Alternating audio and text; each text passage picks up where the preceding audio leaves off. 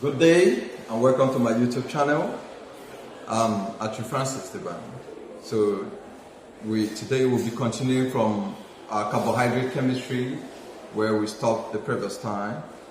So in the carbohydrate chemistry we've talked about the reactions of disaccharides where we have maltose as one of them, we have sucrose and so on. Where maltose, we have to deal with the combination of two monosaccharides, which are glucose, through the alpha-beta linkages to give us our maltose.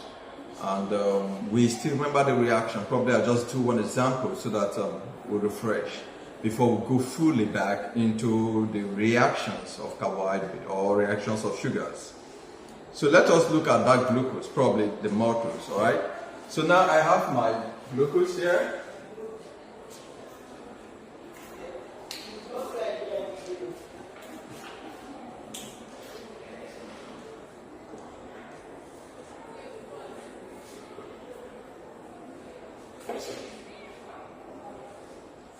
So this is the aldehyde group.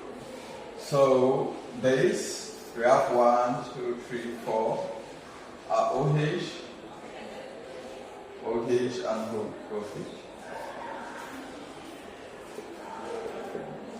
This is our Fischer structure of our glucose. So when we have to form the ring structure, the pyranose structure of these, that is where we can react the two of them. So let us look. Remember I said it earlier on that this OH will go around from our pyranose structure to come here. So we'll be having something like this. So yeah, when this two, I want to form the pyranose structure. So if the OH is here, it means it is alpha. So this is my OH, let's call it alpha. The second OH is down. The third one is up. The fourth one is down, being at the right side. The fifth has gone. So I have this as my pyranose structure. This is alpha D glucopyranose. So it's alpha D. So let us still presume that this other one too is alpha D. So this is what we're going to have. We'll just transfer this to this. I want to have the maltose structure. I still have my OH here. So this is alpha D glucopyranose. The same thing here, alpha D glucopyranose. But they can only bond together through condensation reaction, which means that this OH here with this one, they form a bond and there is a molecule of water that will be eliminated. So if I'm going to have this water out, means this now becomes, I remove this and have my O here. So this is what I have. This is my maltose. The compound here is not maltose. But what is the name? We say this is alpha D glucopyranosine 1,4. The bonding is in carbon 1 and carbon 4. 1,4 alpha D glucopyranoside. So this is it. So this is now my alpha D glucopyranoside, 1,4 alpha D glucopyranoside. That is the bonding reaction between the two glucose molecules. So this is just one of the examples in the disaccharide which we dealt with. Now, oligosaccharide has to do with 3 or more molecules of base. So which means this can react with this, it can still react with fructose, and the bond chain continues. We talk about the polysaccharide, where cellulose is one of them. I illustrated that example too. We have the glycogen, and so on and so forth. So today, majorly, we're not going to go down into those ones. We are just going to go into our reactions of sugars. So the first one here is reduction reaction.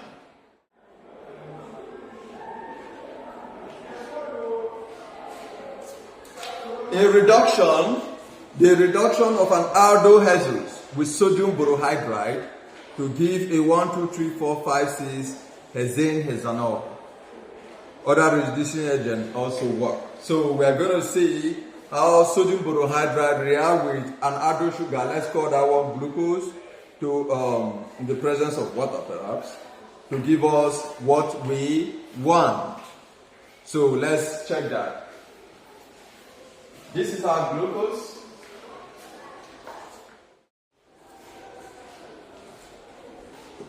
So this is the catalyst, sodium borohydride. When that happens, it changes the aldo group to a hydroxyl group. So what am I going to have now? I have my CH2OH. That's what it now changes it to. I have this already here. So this is my OH. Here and here.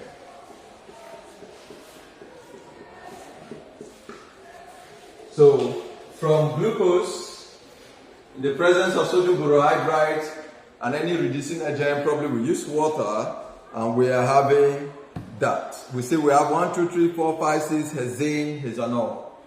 So that is our reaction, our number one reaction. So we're going to look at oxidation.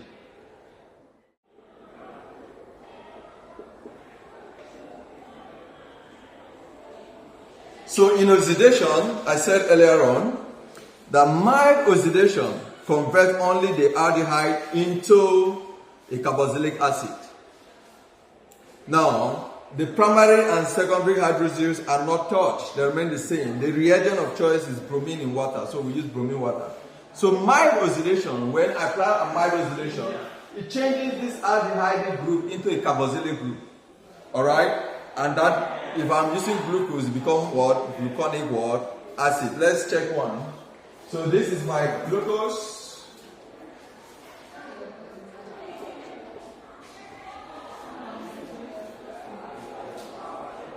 So bromine, water. We change this.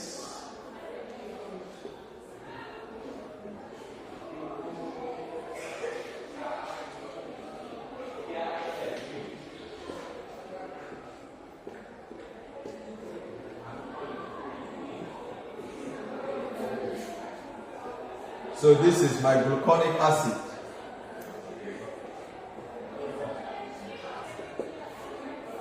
So in 1, 2, 3, 4, 5, 6. Okay, that's correct. So in oxidation, mild oxidation converts the aldehyde group into this. That's that. Alright? So we can move into more vigorous oxidation with nitrous or nitric acid. That will create an aldaric acid if we are using galactose, so it becomes galactaric acid. Now, what am I trying to say? If we are using nitrous, which is, it changes this into a carboxylic group and also changes this into a carboxylic group. So that is it. So let us see an example. Nitrous or trinitrothiolic acid. This is what we have. So when we react it, it's going to give us this.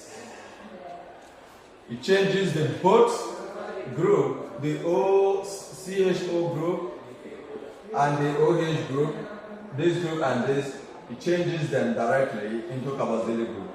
So this will remain the same. So this is a more vigorous oxidation process. So I have said earlier, mild oxidation using bromine water changes only this into a carboxylic group. Then a more vigorous oxidation where we use nitrous or we use nitric acid, now we change the both aldehyde group and the hydroxy group into what? Carboxylic groups. And that's how that goes.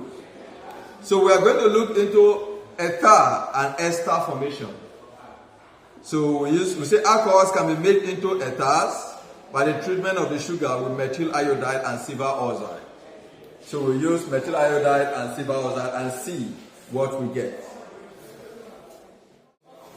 So in this ester formation and ester formation, we use the parallel structure to undergo the reaction with methyl iodide and silver oxide. So this is going to give us this.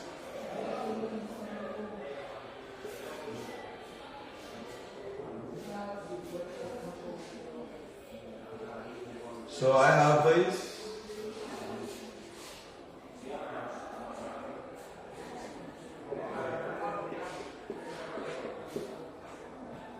So this is my parallel structure.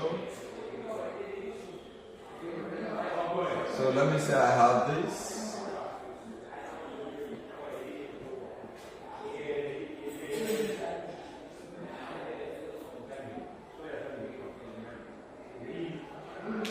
So this is the parallel structure which we are going to use. So when we do that, we say that they can be made into ethers by the treatment of the sugar with methyl iodide and silver oxide. So what happens? The iodide group, which is this, will replace all the hydrogen therein if we want. So all through down the chain. So let's see how that works. So if I come back here, I have this as my CH2 OH.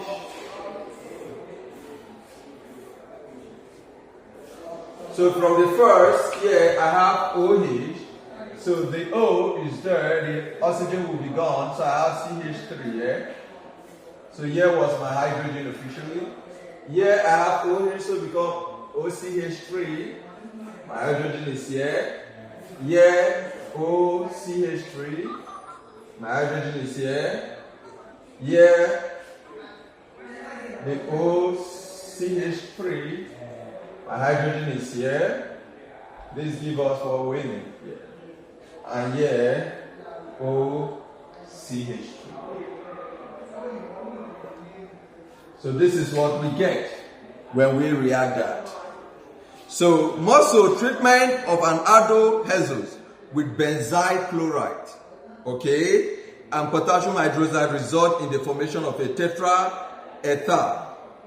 So we'll leave a monoacetate through a series of Williamson ether synthesis. So you see that this other reaction where we are going to leave our first, the carbon still having our ether formations here, we reacted with what? Benzyl chloride, to see that the OH here will be replaced by the benzyl chloride. So let's take an example. We must also take note that the carbon 1, the alkoxide group, will leave an alkoxide group in carbon 1. So let's take a practical example of that. So I have my C,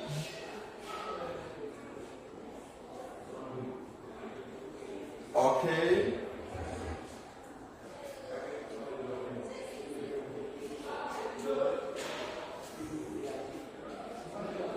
CH3,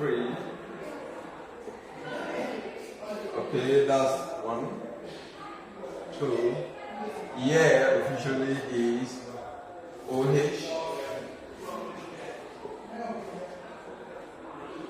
OH, OH, okay. So I say when we react this with benzyl chloride in the presence of potassium hydroxide,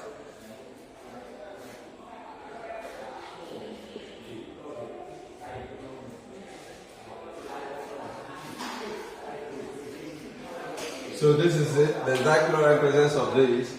What do we get? Let's see how that will be formed. So we're going to have our compound here.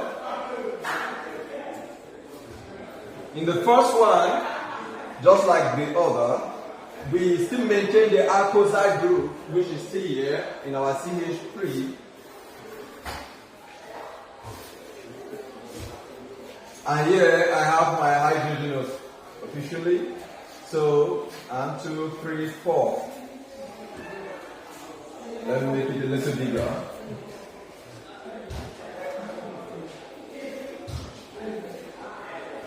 So with that alkoxide group, the process of reaction is still being maintained in the presence of potassium hydroxide. Let's see what we are going to get from there. So I said, anywhere we see our OH, we remove the O and put our benzyl chloride as a substitute there. So the first one here, which is this,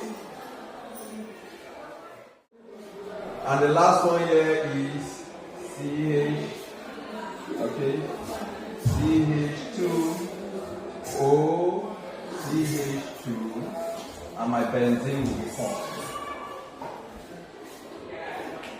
Now, for convenience sake, please, I just have to take this ring across.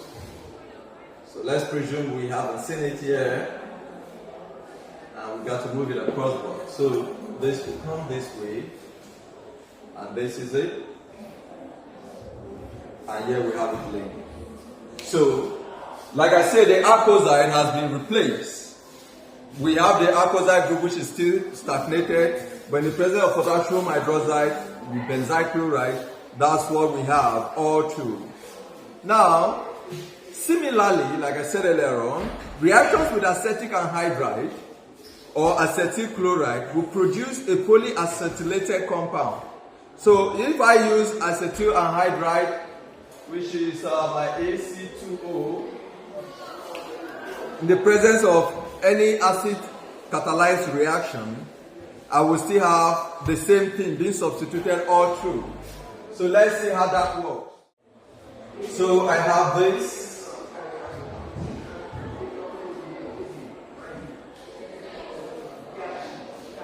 OH, this is my glucose. So the first one goes. Let's use the pyranol structure, right? So this is my base.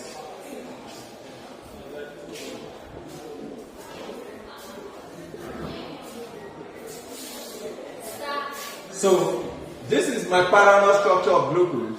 Now in the presence of acetic anhydride, AC2O, maybe any acid catalyzed reaction.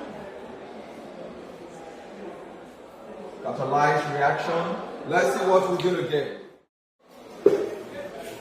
I'm going to be having this at both ends.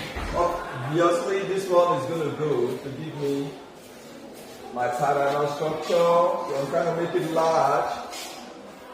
Sorry. Let's rearrange that. So this one comes in here. We have 1, 2, 3, and this is the fourth one. So now I want to replace that with the acetic anhydride. Let's see what we're going to get. Our OH is there. So I'm taking my hydrogen out. This is the O that is there. We have this. We have this. So here is hydrogen. Here is my O. Okay, let me just make it simple, compress it a little bit so that you're able to cover all the spaces. I have my hydrogen, and the other one is here.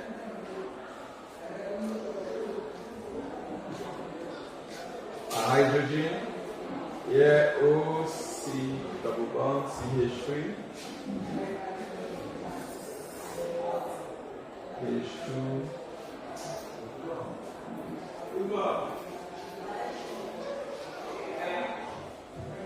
So that order, everything goes. So like I said again, the reaction with acetic anhydride or acetic chloride will produce a polyacetylated compound. So this is a penta-ester. So this now becomes our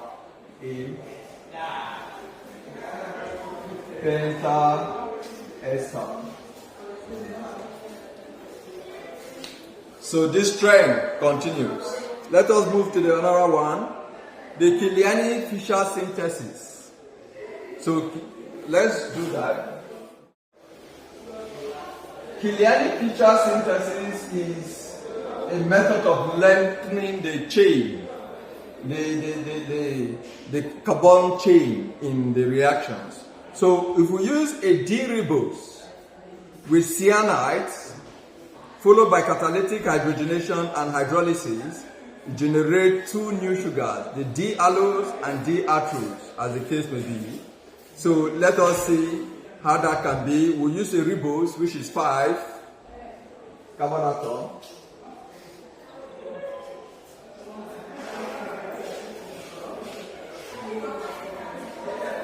So this is a ribose.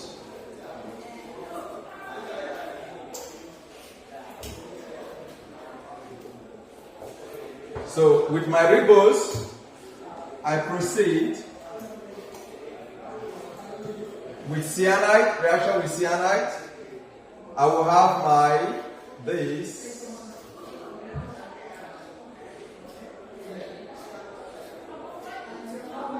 3 already here, 1, 2, 3. So the ribose is still constant there. Now, 1, 2, 3, 4, 5. Now, since Kiliani synthesis is a way of lengthening the chain, so we have to move further into another one, 6 from this carbon, 1, 2, 3, triple bond N. So 1, 2, 3, 4, 5, 6 technically. So we undergo the catalytic hydrogenation,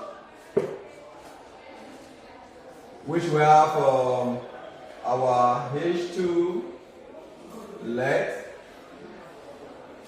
So with that, we can move to any level. We use lead, okay? Yeah. So let's proceed now. And let me put it this way. I have a CH2OH.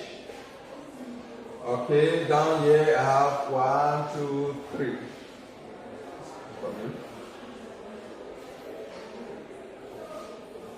My OH, OH, OH here. Now I have this 1, 2. This is obviously OH here and hydrogen. So now I have my OH here and my hydrogen. So 1, 2, 3, 4, 5. And the last one to the carbon, 6. Double bond N, hydrogen, and I have my hydrogen here. So I'm increasing the length in the synthesis. 1, 2, 3, 4, 5, 6. From ribose, which is 5, we are going to xylose, which will be 6. So if I hydrolyze it, let's call it H2O or H3O plus, any of this. If we use this, hydrolyze it with water, we convert this completely. Where do I write that? Let's take it to the beginning now. When that has been done, let me take this out so I can replace it with that. I'll now bring that reaction here.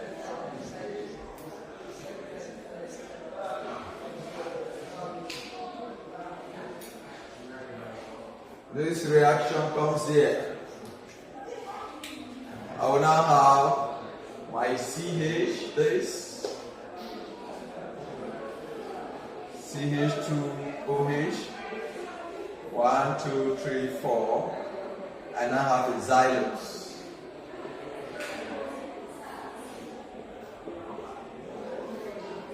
Let me explain the steps here. So in the first step of the reaction, sodium cyanide, okay, good. The sodium cyanide adds to carbonate group to make a cyanohydrine, alright? The new OH group can be on either the right or left in Fischer production. The second step is the catalytic reduction, which gives an imine that hydrolyzed under the reaction conditions to aldehyde. So now we move from the ribose to allose. So this is our allose. So we move on. Now let's look at the Ruff degradation synthesis. It's a method of shortening the backbone of a sugar by removal of the aldehyde at carbon 1 and creation of the new aldehyde at the OC2.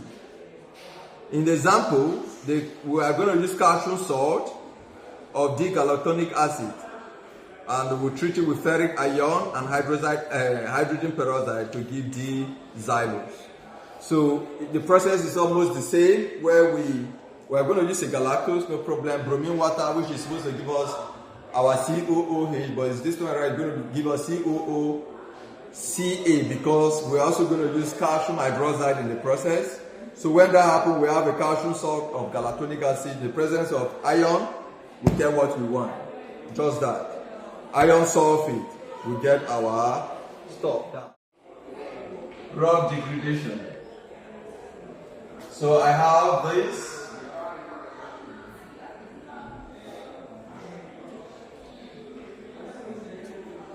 My galactose.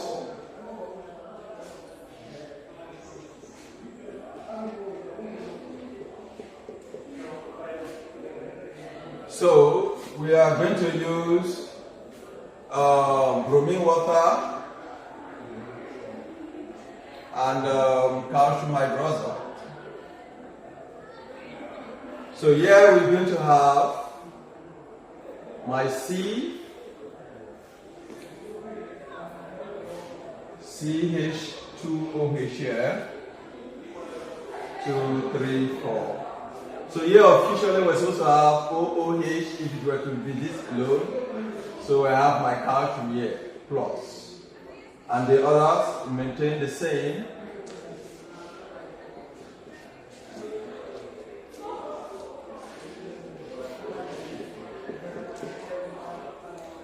Now, in the presence of, remember, we have to get rid of this. So, when that happens, in the presence, that gives us our calcium salt of galactonic acid, no doubt. In the presence of iron 2 sulfate, that is finished. We get what we want.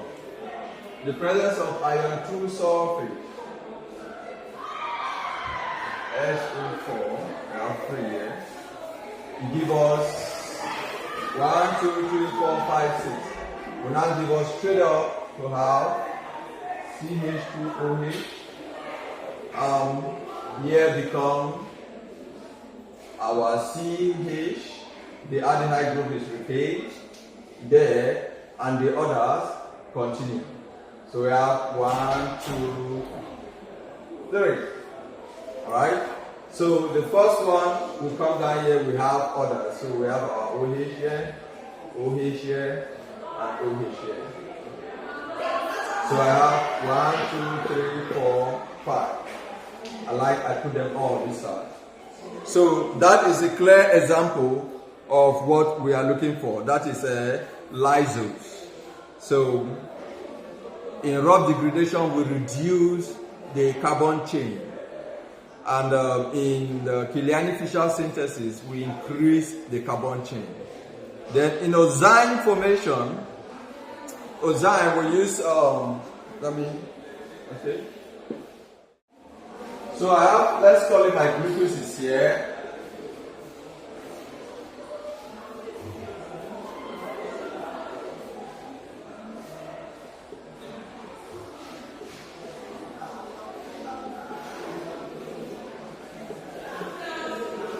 So in the presence of this amino hydroxide to form oxime, I have my C.